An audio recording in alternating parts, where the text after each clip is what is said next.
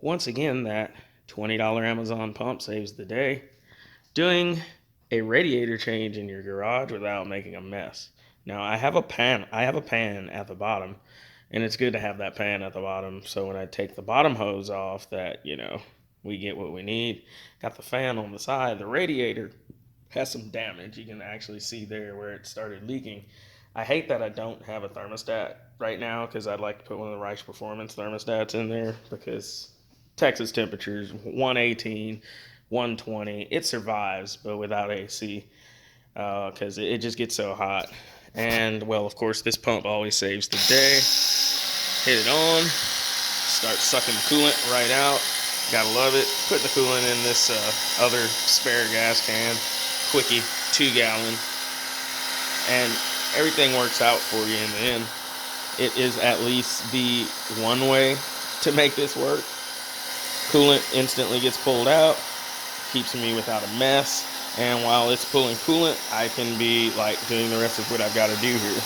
We're also going to be changing out injectors eventually due to that other little short, but because I'm so busy trying to get to Mars and all that good stuff, it takes a lot of time on the vehicle, and that's why, of course, we're trying to push the Mustang forward, but she keeps being a pain. So there's a few things I've got to tend to here, of course, before I can go back over there. And I'm going to have some time off, etc., to put in a little bit more work on the car. It's just a day-by-day process. So some of the aspects that we revised here were the fan. The fan was rubbing up against the radiator, which eventually caused damage to the radiator. Plastic versus aluminum caused some issues. I also saw another point where one radiator's rubbing against another. So some slight spacing and adjustment on the radiator in this segment so that nothing in the inner area of this core is rubbing. And this is the only thing that gets close to rubbing. And of course the engine is moving a lot when, getting on it. So it starts to push up against the radiator possibly and move things around. And that's going to be an issue that motor mount solve. Almost 200,000 miles that we're getting to. I mean, you got to start replacing rubber parts. So rubber parts is the big part of just what we're replacing to actually be sure that the car can stay in one piece and continue to be reliable. Thankfully, that was caught early, so I was able to resolve it without too much problem. Got a brand new radiator in there. It looks nice, shiny.